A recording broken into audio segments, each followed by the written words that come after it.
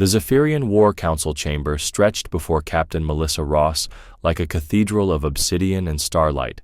Towering crystalline pillars cast prismatic shadows across the assembled delegates, each representing one of the 17 species that comprised the Galactic Defense Coalition.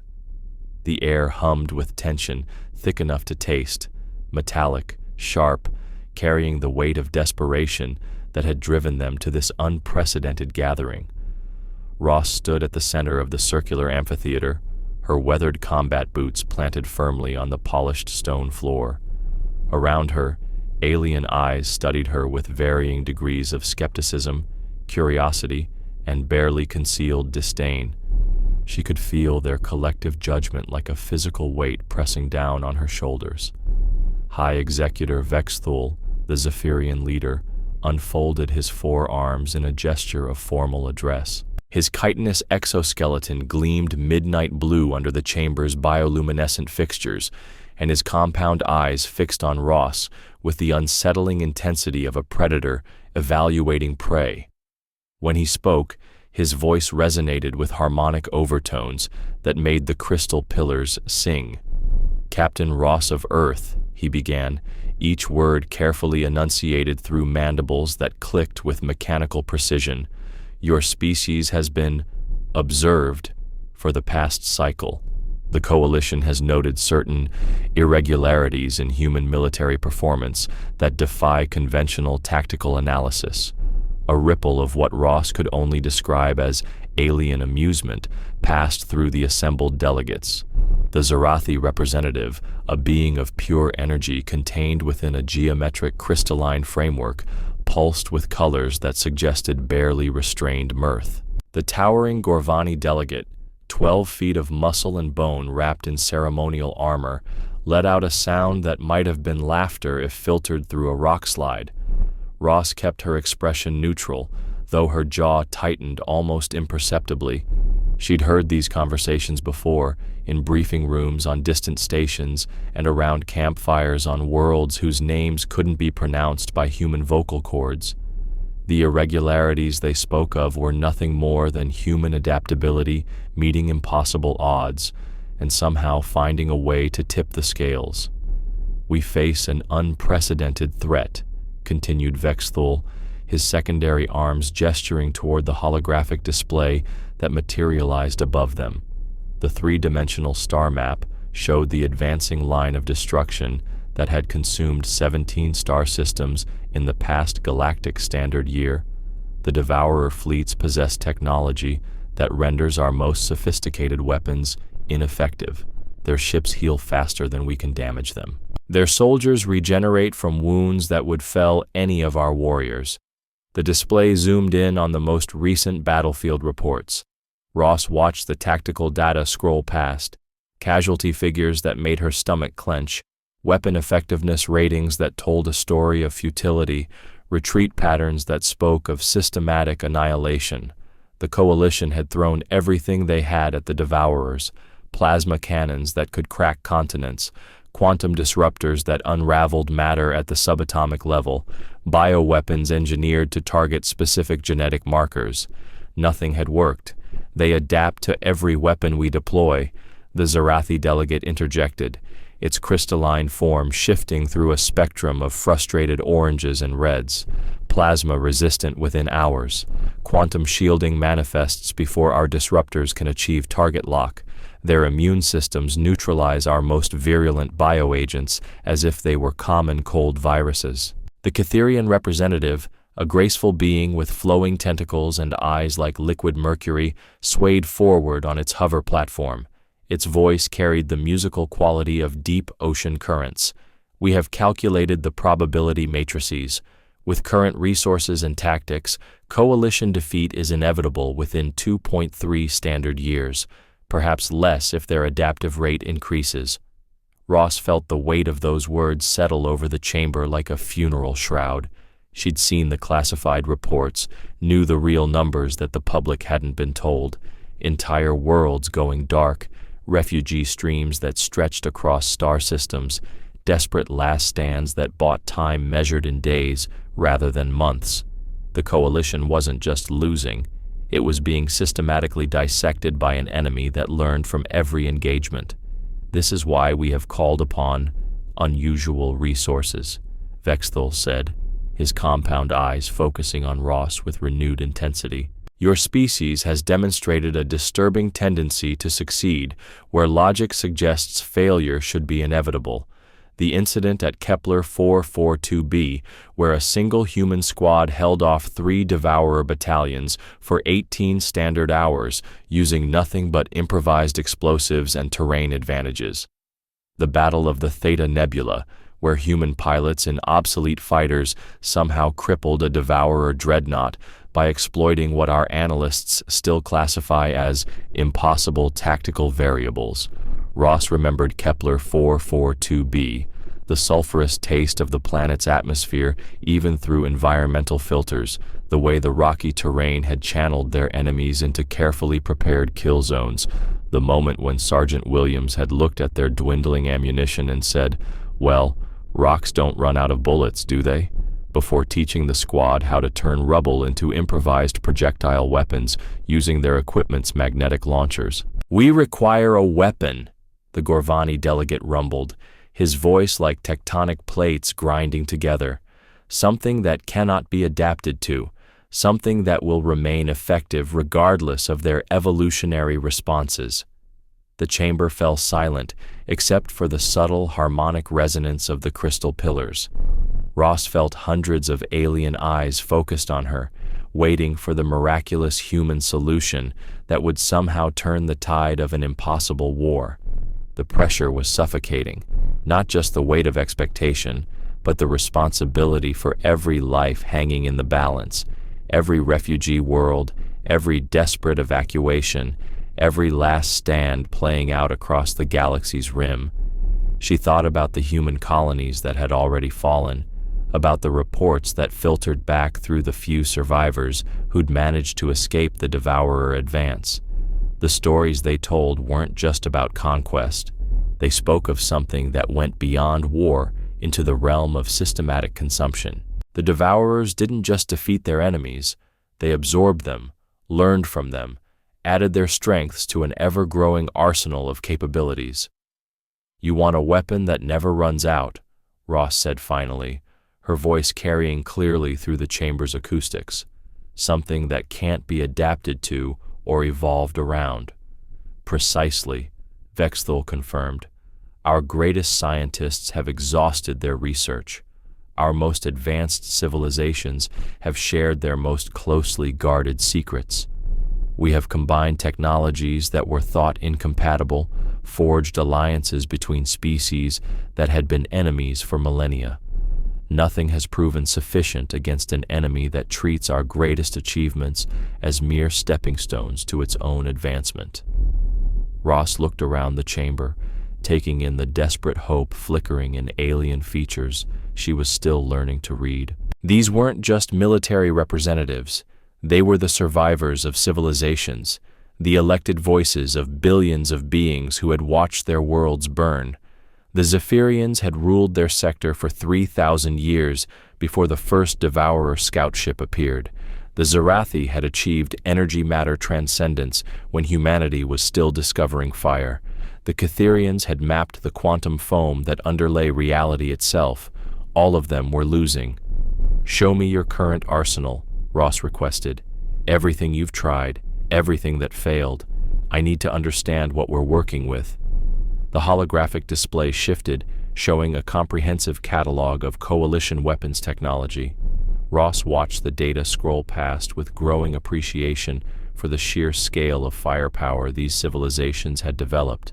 Planet crackers that could split moons, reality anchors that prevented dimensional escape, temporal displacement weapons that could age targets to dust in seconds. Each weapon entry included detailed test results against Devourer forces. Each result told the same story: initial effectiveness, followed by rapid adaptation and ultimate immunity. The Devourers didn't just defend against these weapons, they incorporated them, turned them into new forms of offense that made each subsequent engagement more dangerous than the last. Impressive, Ross admitted, and completely useless. A wave of what she interpreted as offended shock rippled through the assembly. The Gorvani delegates' armor plates rattled with barely contained indignation. The Zarathi's crystalline form flared through aggressive purples and crimsons. Even the normally serene Catherian seemed to tense, its tentacles coiling with defensive postures. "Captain Ross," Vexthal said, his harmonic voice carrying warning undertones, "you are addressing the accumulated military knowledge of civilizations that had achieved interstellar travel before your species had developed written language." Ross nodded respectfully, but didn't back down. "And that's exactly the problem. You're thinking like civilizations that have had thousands of years to perfect your tools, to refine your techniques, to optimize everything down to the smallest detail. You've created the perfect weapons for fighting the wars you understand." She gestured toward the weapon catalog still hovering above them. "But the Devourers aren't fighting a war you understand. They're not trying to defeat your weapons. They're trying to become them. Every time you show them something new, you're not just failing to kill them, you're teaching them." The chamber erupted in a cacophony of alien voices, translator systems struggling to keep up with the overlapping conversations. Ross caught fragments, technical objections, tactical analyses, cultural insults that probably lost their sting in translation. She waited for the noise to die down, using the time to study the faces around her, reading the body language of species she'd only encountered in xenobiology texts. They were afraid, not just of the Devourers, but of the possibility that there might be no solution at all, that their greatest minds had already exhausted every option, that their most powerful weapons had already been weighed and found wanting. The idea that a primitive human might see something they had missed was simultaneously their greatest hope and their deepest fear. "Then enlighten us, human."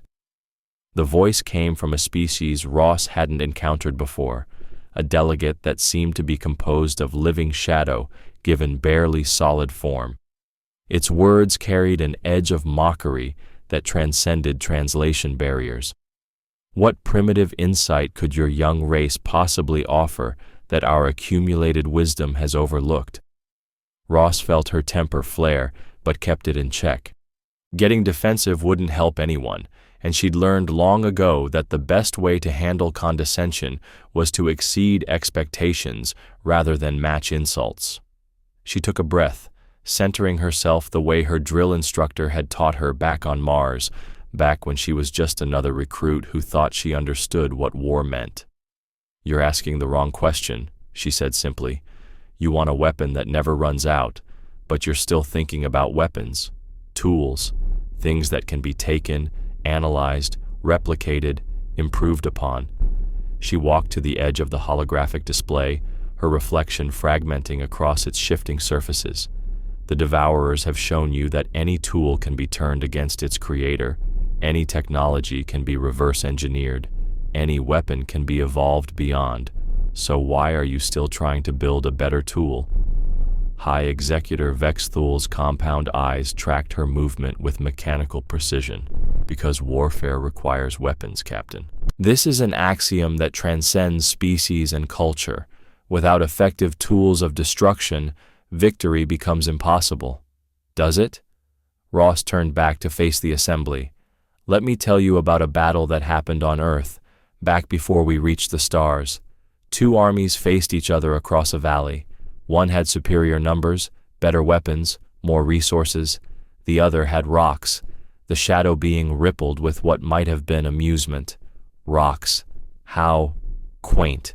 And which army possessed these formidable stones?" "The one that won," Ross replied without missing a beat. "You see, they didn't think of rocks as weapons. They thought of them as tools for changing the battlefield. They used them to redirect a river, flood the valley, turn superior numbers into a liability. They didn't fight the enemy's strength. They made strength irrelevant." She gestured toward the tactical displays still showing Devourer advancement patterns. "You keep trying to build better spears to throw at a target that learns from every wound. But what if the answer isn't a better spear? What if it's not throwing anything at all?" The Catherian delegate swayed forward on its hover platform, its mercury eyes reflecting curiosity rather than skepticism. "Explain this concept, Captain Ross. How does one wage war without weapons?" Ross smiled for the first time since entering the chamber. It wasn't a particularly pleasant expression, more like a predator recognizing another predator's weaknesses. "You don't wage war. You change the game entirely." She walked to the center of the display, her figure casting shadows across the holographic star maps. "The Devourers adapt to everything you throw at them because adaptation is their fundamental strategy. They encounter a threat, analyze it, incorporate it, become immune to it. It's an incredibly effective approach against opponents who keep fighting the same way." The holographic display shifted at her gesture, showing the progression of Devourer conquests. Each system fell according to a predictable pattern: initial contact, tactical analysis, adaptive response, complete subjugation. The timeline was as regular as clockwork, suggesting a species that had refined its conquest methodology over countless campaigns. "Look at this pattern," Ross continued. "They're not just winning, they're following a script. First contact protocols, threat assessment, resource allocation, systematic integration. They've turned conquest into a science because they've never encountered anything that couldn't be solved by their standard methodology." The Gorvani delegate shifted in his armor, creating a sound like grinding boulders. "You suggest they are inflexible?" "I suggest they're optimized for a specific type of opponent," Ross corrected. "Every species they've conquered has followed the same basic approach: identify the threat, develop countermeasures, deploy superior technology, repeat as necessary. They've learned to excel at that game because it's the only game anyone has played with them." The chamber fell silent as alien minds processed the implications. Ross could see the moment of recognition rippling through the assembly, the instant when sophisticated military theorists began to grasp what a human raised on stories of guerrilla warfare and asymmetric conflict had understood from the beginning. "But humans don't play that game," she continued. "We never have. When we can't match strength with strength, we change the rules. When we can't win fairly, we cheat. When we can't build better weapons, we turn the environment itself into our arsenal." The Zarathi delegate pulsed through thoughtful blue spectrums. "You propose asymmetric engagement protocols. But surely the Devourers will adapt to new tactical approaches as they have adapted to new technologies?" Ross shook her head. "That's where you're wrong. They adapt to inputs, weapons, tactics, technologies, things they can analyze and incorporate. But they can't adapt to the absence of input. They can't learn from something that isn't there." She gestured toward the display, and it zoomed in on a recently fallen system. "Look at this conquest. 3 months of systematic warfare, perfect execution of their standard protocols. But notice what they did after victory. They moved on to the next target immediately. No consolidation period, no extended occupation, no apparent interest in the infrastructure they'd just conquered. The pattern became obvious once she pointed it out. The Devourers weren't colonizers or conquerors in any traditional sense. They were more like a natural force, a hurricane that moved through systems, absorbed what it could use, and left devastation in its wake. They had no interest in holding territory or governing populations because their entire methodology was built around continuous forward momentum. "They're not an empire," Ross said, her voice carrying the certainty of sudden understanding. "They're a migration. They strip systems of resources and move on because staying in one place would be contrary to their fundamental nature. They've evolved to consume and advance, not to occupy and defend." High Executor Vexthul's harmonic voice carried new undertones, not quite hope, but something approaching it. "You believe this presents an exploitable weakness?" "I believe it presents an opportunity," Ross replied. "You want a weapon that never runs out? Fine. Here's your weapon. Patience." The word hung in the air like a challenge. Around the chamber, alien delegates struggled to process a concept that went against every military instinct they possessed. When faced with an advancing enemy, The natural response was to meet force with force, to match aggression with aggression. The idea of victory through inaction seemed almost like surrender. "Patience is not a weapon," the shadow being said, its form rippling with dismissive energy. "It is the absence of action. How does one defeat an enemy through inaction?" Ross picked up a small piece of crystal debris from the chamber floor, probably a fragment that had chipped off one of the decorative pillars during construction. She held it up where everyone could see it, letting the chamber's bioluminescent fixtures illuminate its faceted surface. "This is a rock," she said simply. "Not a weapon, not a tool, just a piece of crystallized mineral with no tactical value whatsoever. But it's also everything we need to win this war." The confused silence that followed was almost perfect. Ross could see alien minds wrestling with the apparent non sequitur, trying to find the hidden meaning in her words. These were species that had mastered quantum mechanics before humanity discovered agriculture, and she was talking to them about rocks. "You see a simple stone," she continued, "but I see something that can't be adapted to, can't be learned from, can't be incorporated into their ever-growing arsenal, because it's not trying to fight them at all." She tossed the crystal fragment into the air, catching it casually, as if it weighed nothing. "The Devourers have learned to counter every weapon, defeat every tactic, overcome every defense, but they've never learned to counter something that doesn't exist. They can't adapt to a threat that never manifests. They can't learn from an enemy that never appears." Understanding began to dawn on alien faces around the chamber. The Catherian delegates' tentacles started moving in patterns that Ross had learned indicated excited calculation.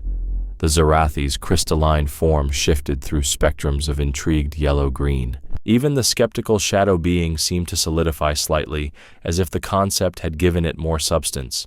"You propose to hide from them?" Vexthol asked, his compound eyes reflecting confusion. "To retreat until they lose interest?" "I propose to disappear," Ross said. "Not retreat, disappear. Make them think they've already won. Let them consume empty systems while the real prizes slip away into the dark between stars. Give them nothing to adapt to because there's nothing to find." The holographic display flickered and reformed at Ross's gesture, showing not the familiar star maps, but something far more ambitious. Fleet dispositions, resource caches, population centers, everything reorganized according to a pattern that defied conventional military logic. "The Coalition has been fighting the Devourers like this is a traditional war," Ross explained, her voice taking on the confident cadence of a briefing officer laying out a complex operation. "Fixed positions, supply lines, strategic objectives.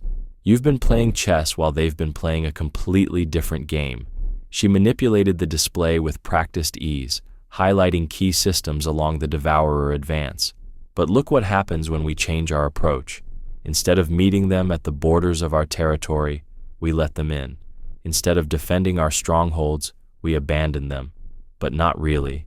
The projection zoomed in on a system that had fallen to the Devourers 6 months ago. According to official reports, it had been a standard conquest. 3 days of fighting, systematic destruction of orbital defenses, complete subjugation of the civilian population. But Ross overlaid new data that painted a very different picture. System designation, Tau 7, she said.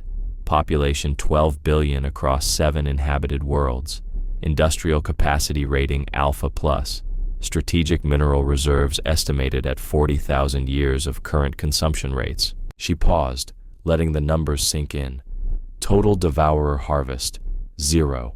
The chamber erupted in alien voices expressing various forms of disbelief. The Gorvani delegate's armor rattled as he shifted forward aggressively. "Impossible. Our intelligence networks confirmed complete system consumption. The orbital stations were stripped to bare metal. The planetary surfaces were processed. The orbital stations were empty shells," Ross replied calmly. "Automated systems running skeleton operations while the real infrastructure was relocated to deep space installations outside the system proper. The planetary populations weren't consumed. They were evacuated through a network of pre-positioned ships using routes that avoided all traditional hyperspace lanes. The display showed the evacuation patterns, a complex web of small group movements that had taken place over several standard months, carefully timed to avoid any possibility of detection. Ships no larger than system defense platforms, moving through gravitational shadow zones and asteroid fields, carrying groups small enough to maintain operational security, but large enough to preserve essential skills and knowledge. The Devourers found exactly what they expected to find, Ross continued. Industrial facilities, population centers, defensive installations. They adapted their consumption patterns to the apparent resistance levels, optimized their resource extraction algorithms, and moved on to the next target according to their standard operational timeline. They never realized they were harvesting empty shells. High Executor Vexthul's harmonic voice carried undertones of what Ross was learning to recognize as stunned calculation. You evacuated an entire star system without triggering their detection protocols. How is this possible? Because they weren't looking for it, Ross replied. Their entire sensory suite is optimized for military threats and exploitable resources. They scan for weapon signatures, industrial capacity, biological populations suitable for conversion, but they don't scan for absence. They don't have protocols for detecting something that isn't there. She gestured toward the tactical data still flowing across the display. Look at their approach pattern. When they enter a system, they deploy reconnaissance swarms that catalog everything worth taking or neutralizing. The swarms report back with comprehensive threat assessments and resource inventories. The main fleet doesn't arrive until they know exactly what they're dealing with. The pattern was elegantly simple once Ross explained it. The Devourers had refined their methodology to eliminate uncertainty and maximize efficiency. They never went into a situation blind because blindness led to unpredictable variables, and unpredictable variables were the only thing their adaptive capabilities couldn't immediately counter. But humans are really good at being unpredictable, Ross said with a smile that carried more than a hint of predatory satisfaction. We've spent most of our history fighting enemies with better weapons, better numbers, better positions. We learned to win by making sure they never fought the war they prepared for. The Zarathi delegate pulsed through spectrums of cautious optimism. You successfully concealed the evacuation of one system, but the Devourers have conquered 17 systems. Surely they would have noticed if this pattern were repeated. They did notice, Ross acknowledged, but not the way you think. The display shifted to show the progression of Devourer conquests over the past standard year. Each system showed similar patterns: initial resistance, systematic breakdown of defenses, complete resource extraction. But when Ross overlaid the real evacuation data, a very different story emerged. 14 of those 17 systems were completely evacuated before the Devourers arrived, she said. The other 3 were partial evacuations. We couldn't move everyone, but we saved about 60% of the populations and 80% of the critical industrial capacity. The silence that followed was profound. Around the chamber, alien minds struggled to process the implications of what Ross was describing. If her data was accurate, the Coalition hadn't just been fighting a delaying action, they'd been conducting one of the largest strategic deceptions in galactic history. But they consumed something, the shadow being protested, its form rippling with agitated energy. Our scouts reported massive energy expenditures consistent with planetary-scale resource processing. The Devourers wouldn't maintain their advancement timeline if they weren't successfully acquiring the materials they need. Ross nodded approvingly, as if the objection had been exactly what she was waiting for. They consumed exactly what we wanted them to consume: outdated industrial equipment we were planning to replace anyway, mineral extraction operations that were already exhausted, population centers that were scheduled for redevelopment. She manipulated the display to show resource flow patterns. Every evacuation was structured to leave behind a carefully curated selection of materials, enough to satisfy their consumption algorithms, but nothing of real strategic value. We fed them our garbage and convinced them it was treasure. The Catherian delegates' tentacles moved through patterns of excited calculation, the metabolic requirements of their fleet. If they are not acquiring sufficient resources from conquered systems, they should be experiencing systematic degradation of operational capability. Should be, Ross agreed, but they're not, because they're supplementing their acquisitions from somewhere else. The question is, where? The display zoomed out to show the broader galactic region, including systems beyond the current conflict zone. Ross highlighted several areas where Coalition intelligence had detected unusual energy signatures and gravitational anomalies. Resource extraction operations, she said, massive ones, hidden in systems that appear uninhabitable or already exhausted. The Devourers aren't just consuming conquered worlds, they're strip mining everything they can reach to maintain their advance. The implications hit the chamber like a physical force. If the Devourers were already operating beyond sustainable consumption levels, if they were burning through backup resources to maintain their momentum, then they weren't the unstoppable force they appeared to be. They were a machine running at maximum capacity with no margin for error. They're vulnerable, Vexthal said, his harmonic voice carrying new undertones of predatory interest. If their resource acquisition is already stretched beyond sustainable limits, then any disruption to their supply chain becomes catastrophic, Ross finished. They can adapt to new weapons, new tactics, new technologies, but they can't adapt to starvation. She walked back to the center of the display, her figure casting shadows across the holographic star maps. You want a weapon that never runs out? Here it is. Time. The Devourers are burning resources faster than they can acquire them. Every day we delay them, every system we evacuate before they arrive, every cache of real supplies we deny them pushes them closer to operational collapse. The chamber buzzed with alien conversations as delegates began to grasp the full scope of what Ross was proposing. This wasn't just about evacuating civilian populations or preserving industrial capacity. It was about turning the Devourers' greatest strength, their relentless advance, into a fatal weakness. But this requires massive coordination, the Gorvani delegate rumbled.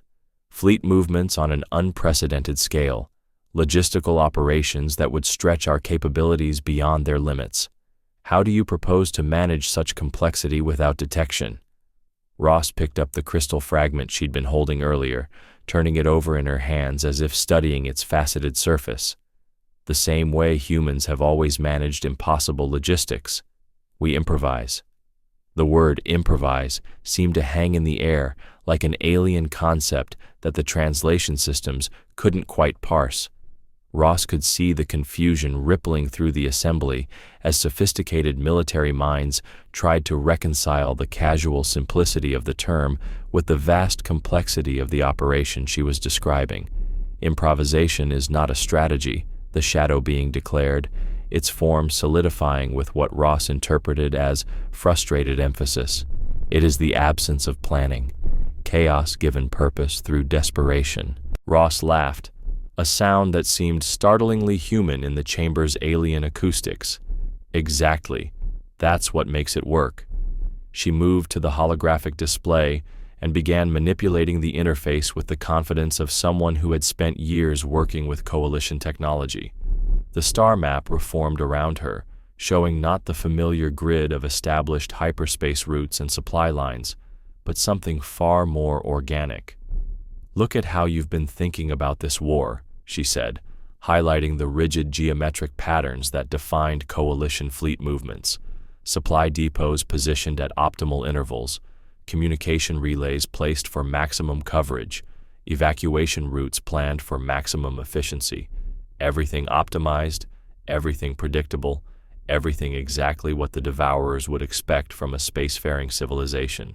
The display zoomed in on specific examples, fleet formations that followed textbook tactical doctrines, supply convoys that moved along established trade routes, refugee columns that headed for the nearest safe harbor.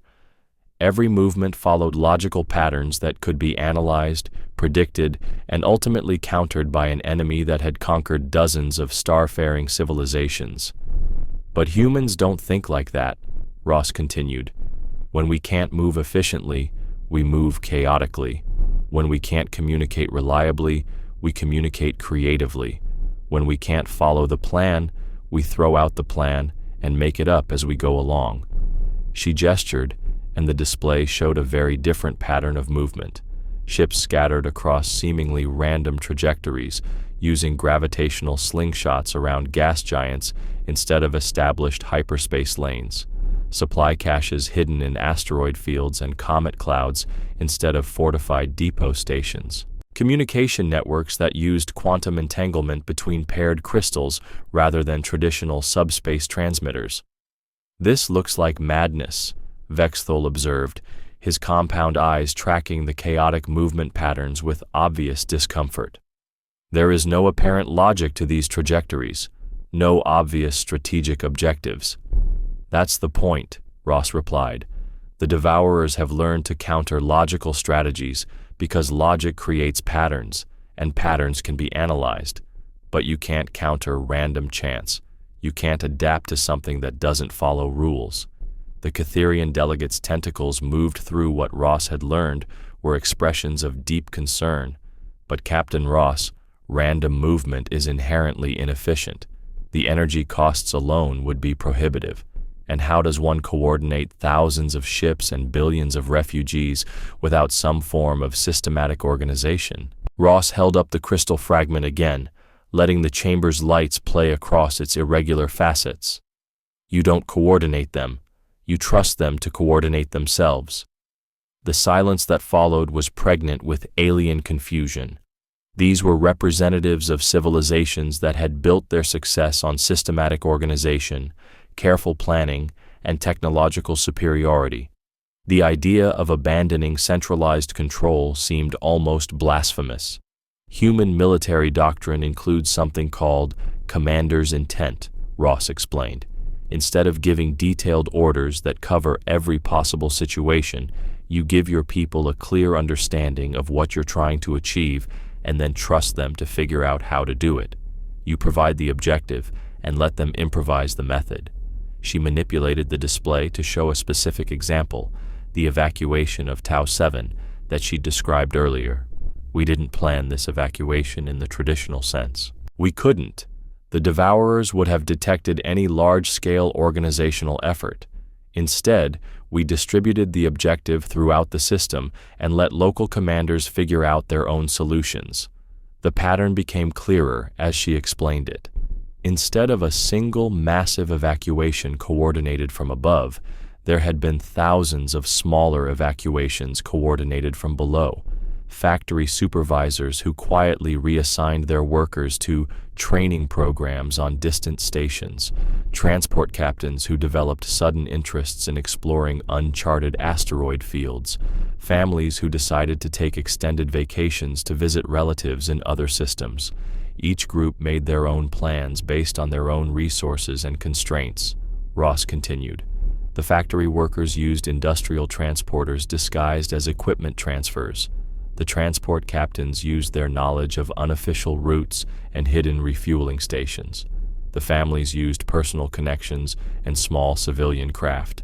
No single plan would have worked for everyone, but everyone found a plan that worked for them. The Zarathi delegate pulsed through spectrums of grudging admiration mixed with deep skepticism, but this approach relies on individual initiative, independent decision-making. How do you ensure that these improvised solutions support the overall strategic objective? Ross smiled with the expression of someone who'd been waiting for exactly that question. You don't ensure anything. You accept that some plans will fail, some people will make mistakes, some operations will go wrong, but you also accept that the total result will be something your enemy can't predict or counter. She gestured toward the display, which now showed the results of the various evacuation efforts.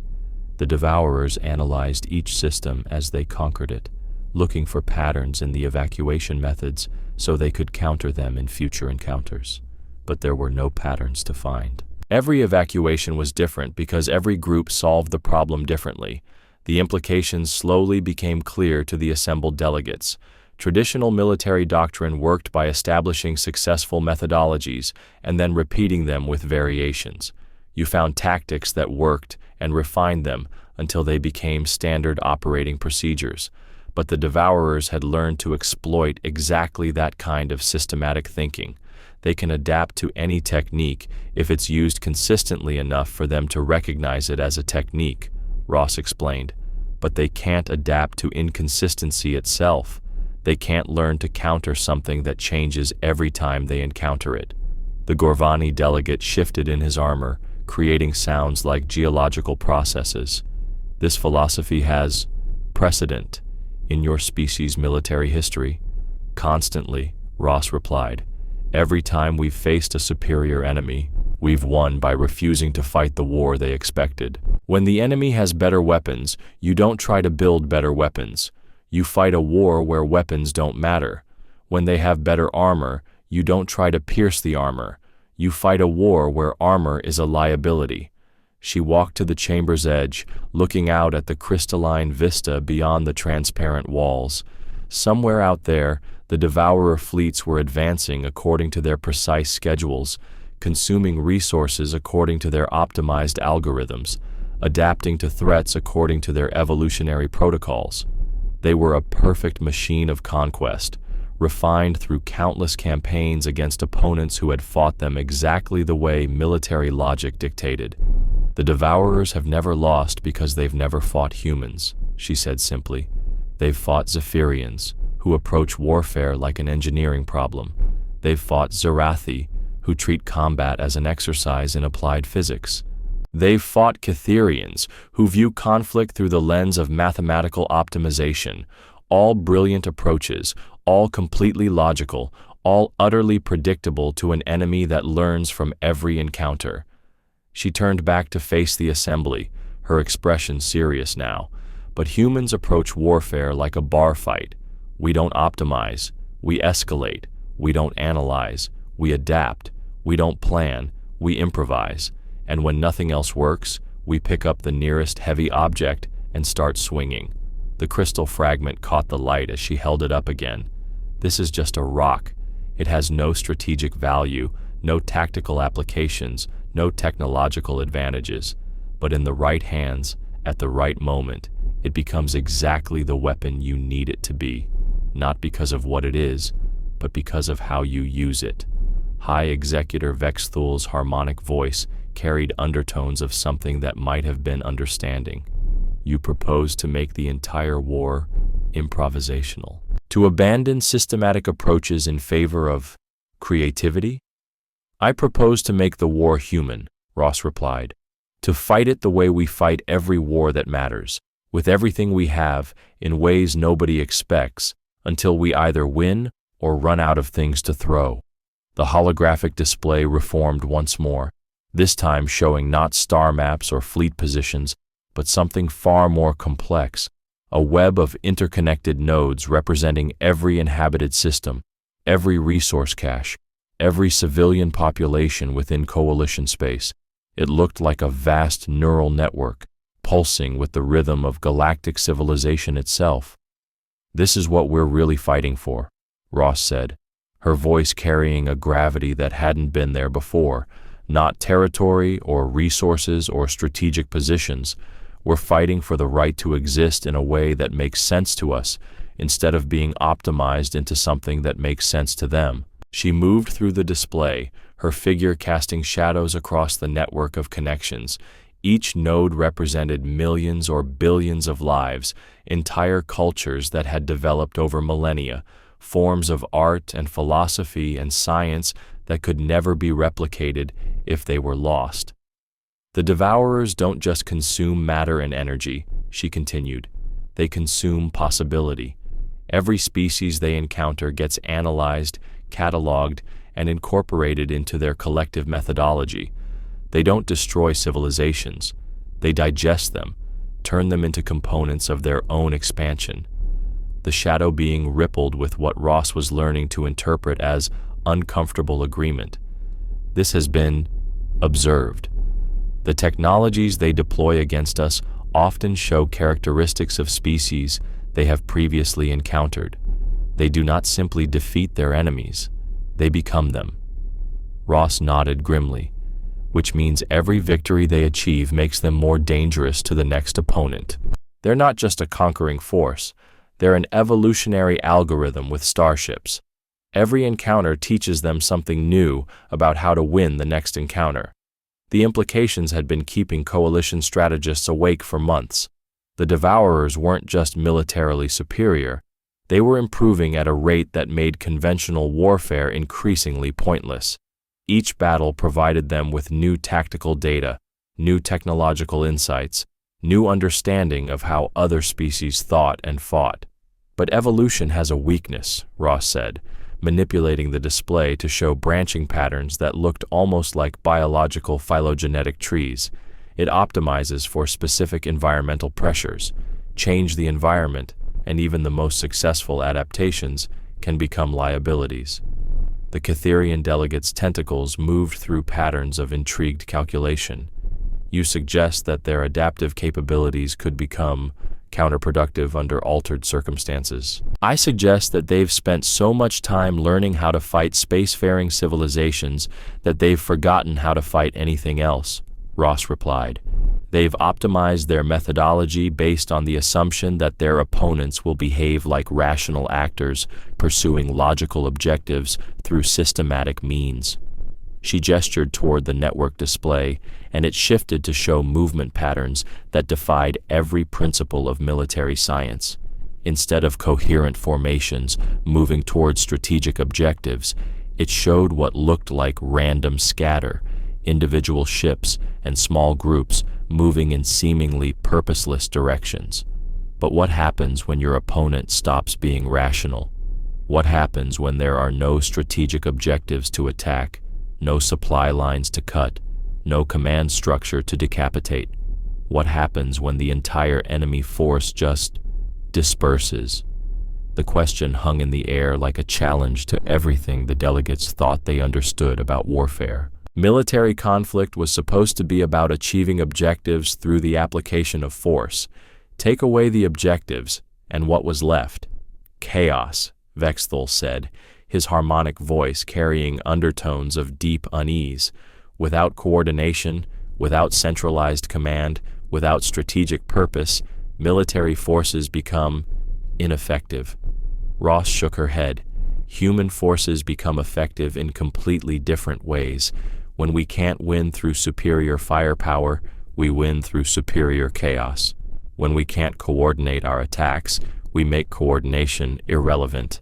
The display showed historical examples from Earth's military archives, guerrilla campaigns that had lasted for decades, insurgencies that had defeated technologically superior opponents, resistance movements that had thrived under conditions that should have made organized opposition impossible. The Devourers have learned to counter every form of organized resistance, Ross explained. But they've never encountered disorganized resistance. They don't have protocols for fighting an enemy that doesn't exist as a coherent entity. She manipulated the display to show what such a campaign might look like. Instead of fleets engaging in decisive battles, individual ships appeared at random locations, conducted brief, unpredictable operations, and vanished before any response could be coordinated. Supply convoys found themselves harassed by forces that materialized out of nowhere and disappeared just as quickly. Communication networks discovered that their most secure channels were being compromised by methods that changed with each intrusion. This is not warfare, the Gorvani delegate rumbled, his armor plates rattling with agitation. This is banditry, piracy, the actions of criminals and terrorists, not legitimate military forces. Ross turned to face him directly, her expression serious. Yes, exactly. That's what makes it work. The admission sent another wave of shock through the assembly. These were representatives of civilizations that had spent millennia developing codes of military conduct, rules of engagement, protocols for honorable warfare. The idea of deliberately abandoning those principles seemed almost incomprehensible. "Honor doesn't matter to the devourers," Ross said bluntly. "Rules of engagement mean nothing to a species that views warfare as resource acquisition. Military protocol is irrelevant against an enemy that treats your entire civilization as raw material." She held up the crystal fragment again, its faceted surface reflecting the chamber's lights in unpredictable patterns. "This rock doesn't care about honor. It doesn't follow rules of engagement. It doesn't have military protocols. But it's also completely unpredictable. The devourers can't analyze it because there's nothing to analyze. They can't counter it because it's not trying to accomplish anything they understand." The Zarathi delegate pulsed through spectrums of reluctant comprehension.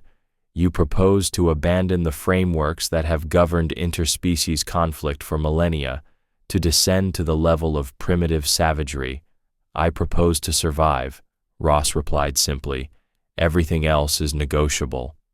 The chamber fell silent, except for the harmonic resonance of the crystal pillars. Around the assembly, alien minds struggled with concepts that challenged their fundamental assumptions about civilization, warfare, and the nature of conflict itself. Ross walked back to the center of the display, her figure now surrounded by the chaotic patterns she'd been describing.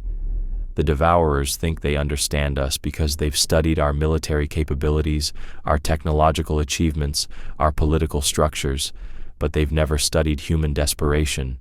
They've never encountered what we become when everything else stops working."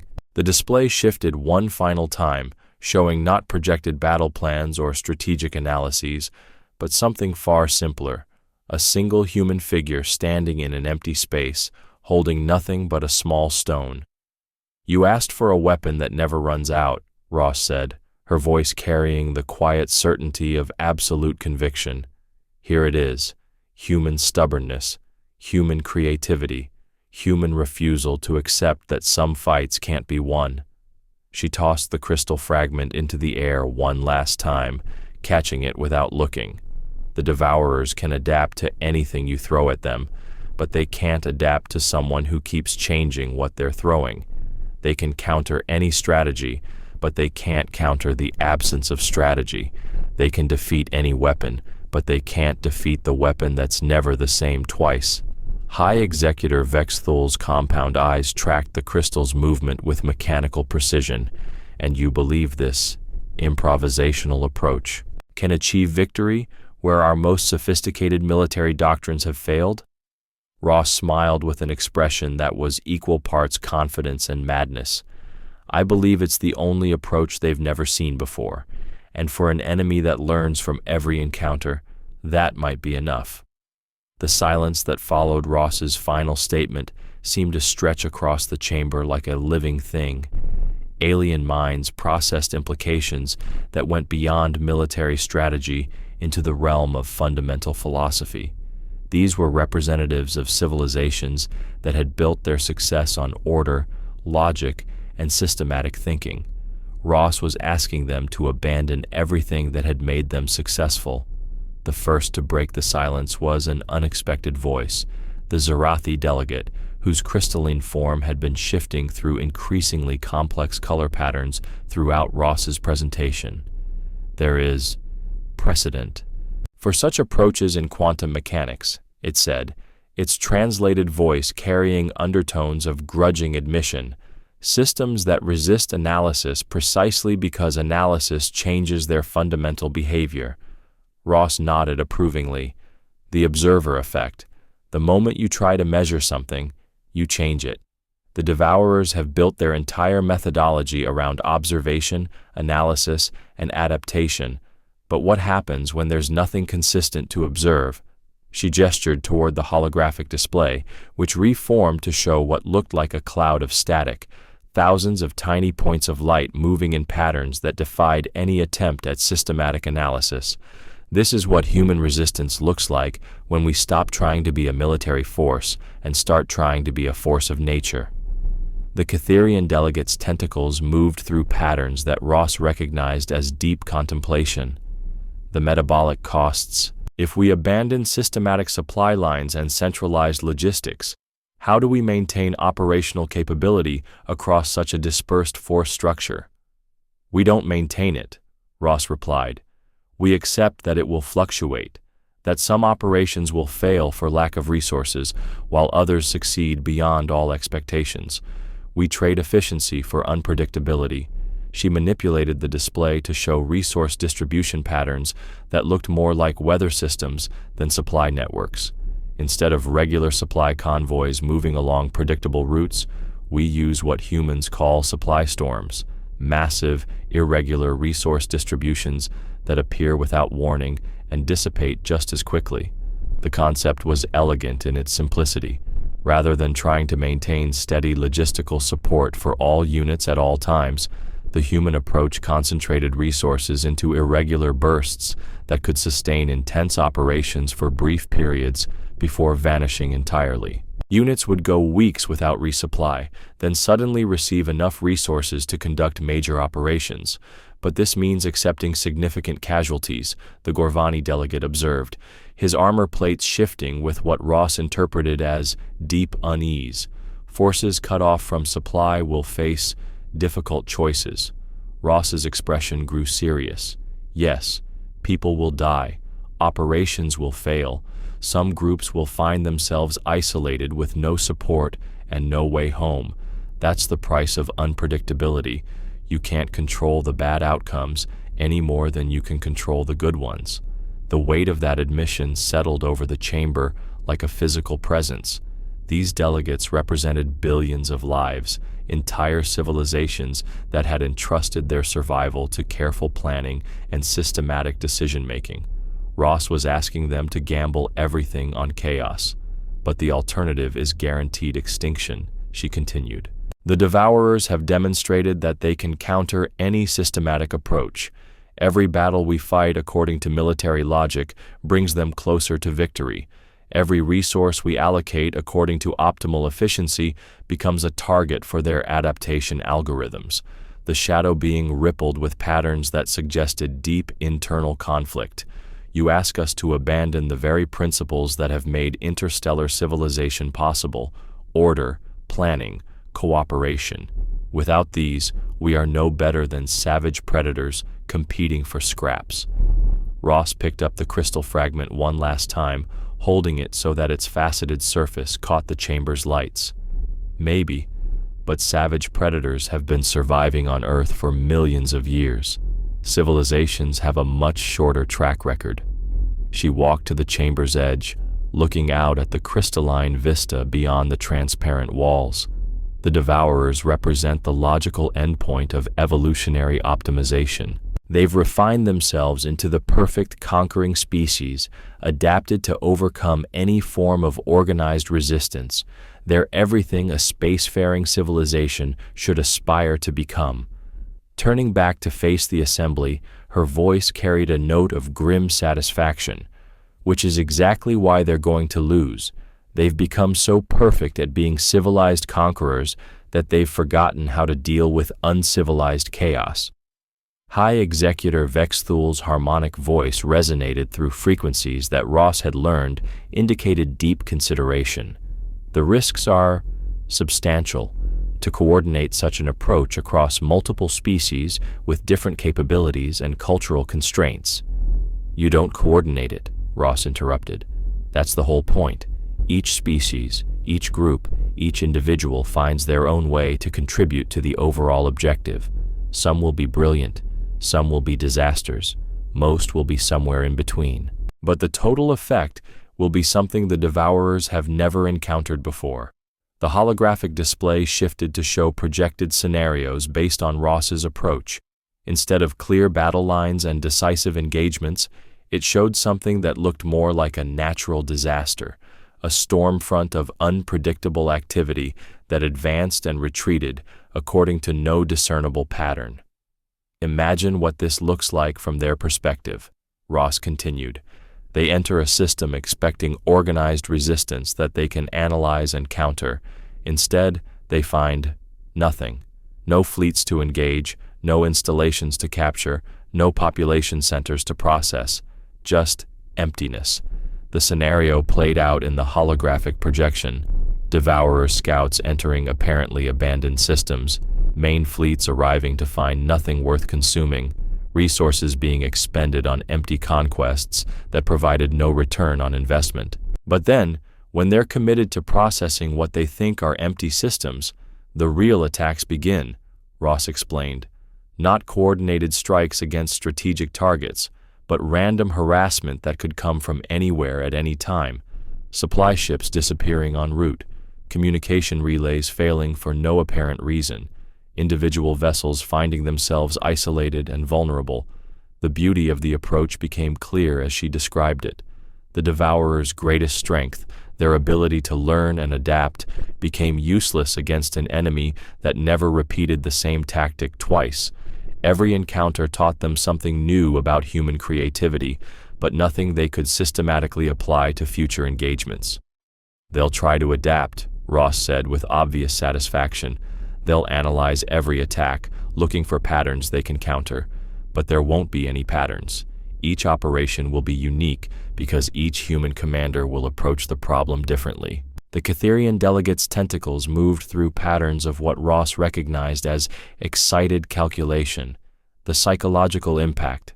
For a species evolved to solve problems through systematic analysis, encountering truly random variables would be deeply disturbing. Ross nodded. Humans have a saying, "Fighting human forces is like trying to nail jelly to a wall. Just when you think you've got us figured out, we change shape and slip away. The harder you press, the more directions we squirt off in." The crude analogy seemed to resonate with alien minds in ways that sophisticated military theory hadn't. Around the chamber, delegates began to show signs of what Ross interpreted as grudging comprehension.